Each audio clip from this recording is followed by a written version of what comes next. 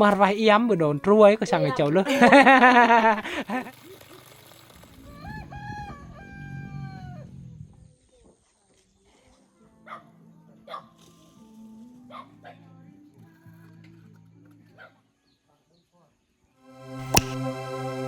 เอา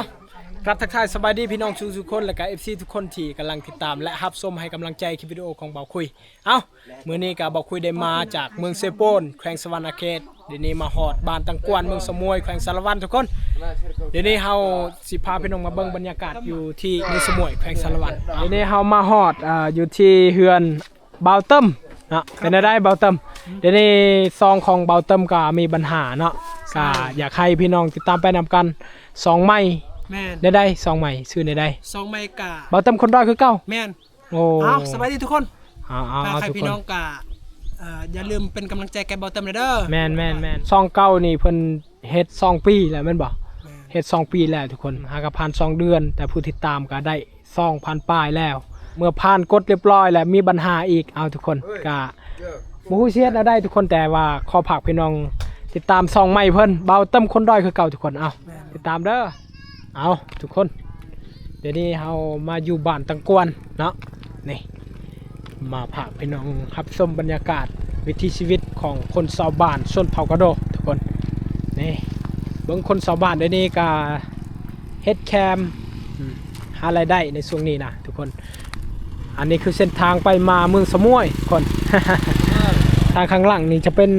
เวียดนามได้ไปแสดงเวียดนามแต่ถ้าว่าไปข้างหน้านี่จะเป็นเมืองสมวยทุกคนเอาเดี๋ยวนี้เบาคุยสิพาพี่น้องมารับชมบรรยากาศอยู่ที่บ้านตังกวนชนเผ่ากระโดทุกคนนี่โอ้โหบรรยากาศมื้อนี้แดดอากาศดีทุกคน ส่วนลายแหละอยู่นี่แหละฝนตกได้แต่ว่ามื้อนี้แหละอากาศดีนะเอาทุกคนนี่คือบรรยากาศอยู่ที่หมู่บ้านตังกวนเดี๋ยวได้สบายดีวันนี้อยู่เฮือนเนาะวันนี้ไปใส่พักผ่อนบ่อันนี้เฮือนแล้วอยู่นี่เฮือนเนาะอันนะเฮือนน้องบ่อันนี้คือเฮือนซานบ้านซองของข้าเจ้าเห็นบ่อันนี้จะเป็นไม้สอดไม้เฮียนั่นเองข้าเจ้าเฮ็ดพาเฮือนนี่เอานี่เห็นบ่โอ้โหนี่คือเฮือนซานบ้านซองทรงเฮือนของชนเผ่ากระโดแต่ก่อนนี้ข้าเจ้ามุ่งหญ้าได้แต่ว่าปัจจุบันนี้ข้าเจ้ามุ่งกระเบื้องเนาะเอานี่คือบรรยากาศอยู่หมู่บ้านข้าเจ้าทุกคนเห็นบ่เดินบ้านข้าเจ้านี่ก็จะเต็มไปด้วยหินนะทุกคนธรรมศาสตร์ยังสมบูรณ์แบบนะทุกคนเอาโอ้นี่คือเฮือนซานบ้านซองคนชาวบ้านนะเจ้าเอาชาวบ้านเจ้าก็อยู่เฮือนเด็ดนี่อันนี้คือธรรมศาสตร์ที่สวยงามอยู่ที่หมู่บ้านตะกวนเห็นบ่ทางนั้นก็จะเป็นภูผาป่าไม้โอ้ป่าไม้ในหมู่บ้านเจ้าหรือว่าในเขตเมืองสมวยนี่ยังสมบูรณ์แบบได้ทุกคนเป็นธรรมศาสตร์ที่สวยงดงามเห็นบ่ทางนั้นภูตัวนี้สูงอะไรได้ทุกคนนี่ปล่อยพุ่นเลยเต็มไปด้วยป่าไม้แต่ว่าคนชาวบ้านแต่ก่อนก็อยู่ลุ่มได้หมู่บ้านตะกวนนี่แต่ก่อนเขาอยู่ลุ่มนี่คือดอกไม้เขาจะเอามาแต่ภูหรือว่าจากต้นไม้ได้ดอกไม้ตัวนี้นี่มันติดอยู่ในหินได้ดอกไม้ตัวนี้แต่ว่าตัวนี้นี่มันอยู่ต้นไม้ทุกคนเห็นบ่โอ้งามยามเดือน1หรือว่าเดือน2นี่มันจะออกดอกแบบนี้เลยทุกคนดอกมันนี่ก็งามนะทุกคนเห็นบ่เขาซื้อแพงได้ตัวนี้ได้ตัวนี้เขาซื้อแพงได้นี่คือเฮือนชานบ้านซองคนชาวบ้านเขาเจ้าก็ยังเฮือนแบบดั้งเดิมทุกคนเนาะเอาไม้พุ่งตัวนี้เนาะไม้พุ่งเฮ็ดฝาเฮือนนะทุกคนนี่เขาเจ้าก็จะเฮ็ดตามงบประมาณที่เฮามีคนชาวบ้านเขาเจ้าก็จะเอาน้ำตัวนี้แหละกินได้ทุกคนเขาเจ้าใช้น้ำตัวนี้แหละอันนี้จะเป็นน้ำจากภูได้จากภูจากห้วยนะนี่โอ้เย็นอันนี้ทุกคนเลยน้ำตัวนี้มันไล่ตลอด24 ชั่วโมงเลยบ่มีบ่อนปิดได้ทุกคน นี่นะทุกคนจะเป็นทิวทัศน์ธรรมชาติที่สวยงดงามของชนเผ่ากระโดป้าโถคนชาวบ้านเจ้ากระตากแคมตามเส้นทางนี้เลยเห็นปะจะตากแคมแต่ว่าเดี๋ยวนี้บรรยากาศก็จะเงียบน้อยนึงเพราะว่าคนชาวบ้านบางคนก็ยังบ่ทันได้มาแต่ให้บางคนก็ไปกินกุดอยู่เวียดนามเพราะว่า ในเดือนนี้แหละจะเป็นยามคนเวียดนามเขาเจ้าเฮ็ดบุญกุดนั่นเองนะทุกคนคนชาวบ้านเขาเจ้าก็จะไปเวียดนามเพราะว่าอยู่ในบ้านตะกวนนี่อยู่ติดกับเวียดนามนะทุกคนก็แต่บ้านตะกวนนี่ไปเวียดนามก็ประมาณ20 ปลายลักประมาณนี้ทุกคนประมาณ20 ปลายลักก็ฮอดได้แต่ก่อนนี่โอ้คนชาวบ้านเขาเจ้าก็บางคนก็ย่างเอาไปเวียดนามนะทุกคนเพราะว่าแต่ก่อนนี่บ่มีรถจักรได้อันนี้คือเฮือนซานบ้านซองคนชาวบ้านเฮือนตัวนี้ก็เก่าเติบนะทุกคนประมาณ20 ปลายกว่าปีได้แต่ว่ากองตารางเฮือนเขาเจ้านี่ก็ต้องมีฟืนเขาเจ้าเก็บฟืนเอาไว้เพื่อจะใช้ในยามที่ฝนตกหรือว่าในยามที่อากาศหนาวนะทุกคนเพราะว่ายามฝนตกแล้วหายากได้โดยเฉพาะยามเดือน6หรือว่าเดือน8นี่จะเป็นยามที่ฝนตกนะทุกคนคนชาวบ้านเขาจะต้องได้หาฟืนหลายๆนะนี่คือบรรยากาศทิวทัศน์ธรรมชาติคือว่าวิถีชีวิตคนชาวบ้านชนเผ่ากะโดนะทุกคนเฮาสิย่างเลาะไปลุ่มพุ่นเนาะอันนี้เส้นทางตัวนี้แต่ก่อนนี่จะเป็นเส้นทางเขาปูยางแต่ว่าปัจจุบันนี้ก็จะเป็นเส้นทางดินแดงคือเก่านะทุกคนเส้นทางตัวนี้นี่เขาเริ่มก่อสร้างประมาณปี2013ได้แต่ว่าปัจจุบันนี้ก็จะเป็นปี2025นะทุกคนปี2025 26ปี2026ก็เริ่มเปื่อยหมดเพราะว่าแถวนี้นี่จะเป็นรถบรรทุกไปมาตลอดนะทุกคนเขาไปแกมันต้นบอหรือว่าอีกอย่างหลายๆอย่างคนเวียดเขาไปซื้อขายได้โอ้โหสวยงามมากเลย งามอลีนะทุกคนนี่เห็นบ่บรรยากาศนี่หาดูยากแล้วนะทุกคนถือว่าเขตในเมืองนี่เขตทงเพียงนี่หาดูยากได้เป็นธรรมศาสตร์ที่เขี้ยวงามสดใสอลีได้ทุกคนเห็นบ่ครั้งนี้แหละจะเป็นไม่สอดไม่เหี่ยไม่พุ่งไม่พางก็จะมีใกล้บ้านเลยนะทุกคนนี่เวลาคนชาวบ้านเขาจะสร้างเฮือนสร้างบ้านก็จะไปตัดไม่สอดไม่เหี่ยไม่พุ่งไม่พางแถวนี้แหละอันนี้ก็คือความอุดมสมบูรณ์ของคนชาวบ้านความสะดวกสบายของคนชาวบ้านจะเฮ็ดเฮือนนะแต่ว่าในเมืองนี่เขาต้องซื้อได้ อันไม่สอดไม่เหี่ยไม่พุ่งไม่พางนี่เขาต้องซื้อแต่ว่าอยู่นี่แหละบ่ได้ซื้อทุกคนนี่เห็นปะนี่คือหมู่บ้านหาเจ้านี่ก็จะอยู่ยาวแบบซีเลยนะทุกคนอยู่ตามแคมทางจะบ่ได้อยู่ติดกันแต่ว่าเขาจะอยู่ยาวแบบซีตามเส้นทางเลยเขาจะเฮ็ดเฮือนนะนี่ทุกคนเฮือนซานบ้านช่องเขาเจ้านี่ก็บางคนก็มีเฮือนแป้นบางคนก็มีเฮือนไม่พุ่งนะบันชวนมาเละโปอระตังอตอยโง่ใช่ง่ายเยอะระค่อยเดินยีระหันมาบนหมอทิศเยอะระเขาทำสบายดีทำพอเพิ่นว่าหาดอกแคมบ่แล้วว่าเมื่อยเนาะเพราะว่าเพิ่นหาดอกแคมประมาณอาทิตย์นึงแล้วนะทุกคนได้ขายจากโลแล้วใช่คือหนึ่งโลนึงมันจิตละปวันนะจิตละปวนเงี้ยนี่เปล่าอย่างนี้เลยเดี๋ยวนี้เขาซื้อโล14,000ทุกคนมันเชตาอยู่บนเตะคือเละบนหรือมุตามุตาโอ้เพิ่นว่าได้ขายเดี๋ยวนี้ก็ประมาณ100 โลแล้วทุกคนก็ได้ล้านซี่ได้ล้านซี่มื้อนี้เพิ่นก็จะพักผ่อนบ่ได้ไปใส่พักผ่อนให้เต็มที่เลยมื้อนี้เนาะงอหรือเอ็มลังนั่นแหละเวียกเขาอะไรหรือคนนี่คือวิถีชีวิตของคนชาวบ้านเดี๋ยวนี้ก็หาดอกแคมหรือว่าเฮ็ดให้เดี๋ยวนี้เนาะมาหันกีตาไปได้ร้อยหันกีเลยก็วิเต็ดดูลอยวิเต็ดเนาะทว่าแล้วเขาเจ้าไปกินกุดเวียดนามไปกินบุญเวียดนามก็มาแต่บุญเวียดนามก็จะทางให้อันนี้คือวิถีชีวิตคนชาวบ้านเขาเจ้าเฮ็ดให้ได้แถวนี้ได้บ่มีหน้านะทุกคนเขาเจ้าก็จะเฮ็ดให้ทุกคนเอาขอบใจกำเอิญนี่แหละวิถีชีวิตคนชาวบ้านเขาเจ้าก็คือว่าเมื่อกี้นะทุกคนโอ้นี่คือเฮือนซานบ้านซองคนชาวบ้านเขาเจ้าก็ตามที่พี่น้องเห็นบางคนก็มีแต่ว่าบางคนก็บ่มีทุกคนเราต้องอดทนสู้ต่อไปได้เบิ่งเฮือนตัวนี้ก็เก่าอะไรได้ทุกคนจนสีล่มแล้วนี่ แต่ว่าคนชาวบ้านก็ยังอาศัยเพราะว่าเป็นสิ่งที่จำเป็นถ้าว่าเฮาบ่อาศัยก็บ่มีบ่อนอยู่ได้เฮาต้องค่อยๆหางบเพื่อจะเฮ็ดเรือนใหม่วันชวนสบายดีวันชวนมาตะโอ้จะโดยโอ้แม่เพิ่นกินข้าวอยู่นี่ทำว่าบนรถไฟฮาปี้โอ้กินอาปี้ผักกาดทุกคนเลย แกะโดย โดยก้อมเป็นแบบก้อมเนาะเป็นข้าวกั้มเลยทุกคนเพิ่นกินนี่โอ้แสบเนาะโดยมาโดยหน้ามาโดยปลาได้ ดูปลาใด โดยปลาได้เลยอันนี้จะเป็นข้าวให้ทุกคนบ่มีหน้าแท่นี้เขาจะบ่เฮ็ดหน้าแต่ว่าอาหารนี่ก็มีผักกาดทุกคนเลย บ่มีอาหารแซ่บเนาะอันไว้เอี่ยมตัวเอาปีเลย บ่มีอาหารแซ่บเอาทุกคนเอาไงดอกง้อไงดอกเช่เที่ยวบนปลาตังบนหายเที่ยวหมดเที่ยว รับไปละจ คือเขาทำมาได้จากล้านเงินอันแคมหนะเพราะว่าแถวนี้แหละก็จะเฮ็ดแคมไล่เลยได้แล้วเขาทำว่าได้จากล้านเพิ่นบอกว่าได้ล้านหนึงเป็นคกเข้าแบบดั้งเดิมนี่นะทุกคนชาวบ้านเจ้าแถวนี้แหละยังตำเข้านี่ตื่นเช้ามาเลยต้องได้ตำเข้านะนี่โอ้โหนี่จะเป็นคกเข้าที่ใหญ่ได้เจ้าจะเฮ็ด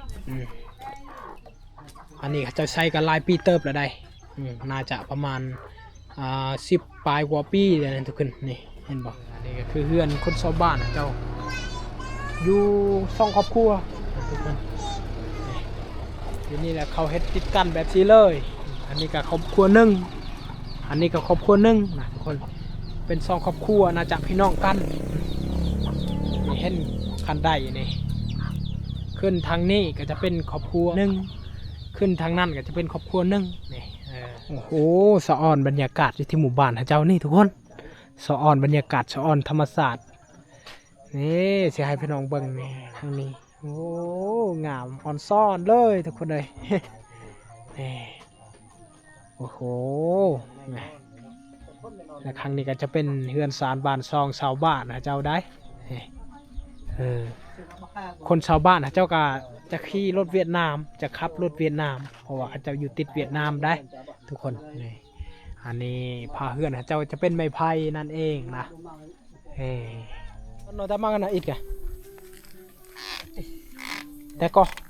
เลยโอ้น้ำตัวนี้เขาเอาแต่ผู้คนได้ทุกคนมีคนกำลังแต่งน้ำ น้ำบัวไล่แล้วทุกคนนี่ดูเลยขันน้ำบัวไล่ก็ไม่ได้เฮ็ดกินได้ทุกคนเพราะว่าอยู่ในหมู่บ้านเขาเจ้านี่น้ำห้วยก็อยู่ไกลนะทุกคนโอ้อะไรจะเอาค้ากันกี่ไงบันบวยมากเลยนี่บันเดี๋ยวนี้เพิ่นกำลังจะเฮ็ดน้องป้าอยู่นี่คน นี่เพิ่นกำลังจะเฮ็ดน้องป้าอยู่นี่ได้โอ้ปลาอย่างน้อสิเลี้ยงอยู่นี่ ว่ามาเดินบันเบอรูเพ่คนสิเลี้ยงอันปลานิ่นแล้วก็ห้อยบันกล้อเดินออกมาห้อยนี่กันเดินออกกันน้ำตัวนี้มันไล่ตลอด24 ชั่วโมงเลยได้ทุกคน บ่มีปุ่มปิดไอ้ยังมันไล่ไปตลอดชั่วโมงเลยโอ้คักแล้วบัดนี้เลี้ยงปลาเลี้ยงยังเนาะกว่าแต่ตังเฮ้ยเอาพี่น้องเขาสิขึ้นไปทางนี้มีอีกหลังหนึงนะทุกคนโอ้โหบรรยากาศอยู่นี่แห้งคักอีกได้ทุกคน นี่เบิ้งน้ำเขาเจ้านี่ไหลตลอดเลยน้ำนี่โอ้คักได้บรรยากาศอยู่นี่งามนะทุกคนอยู่สบายนี่เห็นปะโอ้โหอันนี้จะเป็นส่วนพักเพื่อนได้นี่เพื่อนจะเฮ็ดส่วนพักอยู่นี่ปลูกไอ้คูไอ้ยังผักบัวคือว่าทุกคนหมู่บ้านเขาเจ้านี่มีหินใหญ่ๆแบบนี้ได้ทุกคนเพื่อเวลาพักผ่อนกันนั่งชมวิวไปพูนเลยนะทุกคนเห็นปะเขานั่งชมวิวอยู่นี่ได้ขึ้นไปนั่งอยู่นี่แล้วก็ชมวิวตามถนนหนทางคนชาวบ้านเจ้าไปมาแล้วก็ได้ชมวิวภูผาป่าไม้ธรรมชาติครั้งนั้นไปช่วยยังเลยทำไมตาจะได้ได้มา đại phía โอ้เพิ่นกินมักซุมโอเดี๋ยวนี้ บ่ได้ไปใส่เนาะตรงย่านเนาะ ờ แล้วมันน่ายักเลย mày vợ ngập về đây นี่ทุกคนทีนี้เพิ่นอยู่ผู้เดียวทางนี้ก็ได้ส้มวิวคือเก่าเห็นปะพุ่นไปให้พุ่นเลยทางนั้นก็จะเป็นภูผาป่าไม้คือเก่าสูงเวลาคนชาวบ้านจะไปให้ก็จะไปทางนี้แหละนี่เห็นปะอันมีเส้นทางตัวนี้รถก็ไปได้ แต่ว่าไปได้ระยะหนึ่งก็ย่างเอานี่โอ้เดินบ้านเพิ่นนี่งามสะอาดนะทุกคนบ่มีขี้หยอกขี้เหงื่อหยัง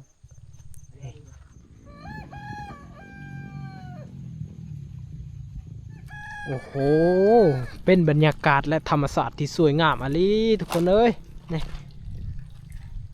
เอาติดตามไปนำกัน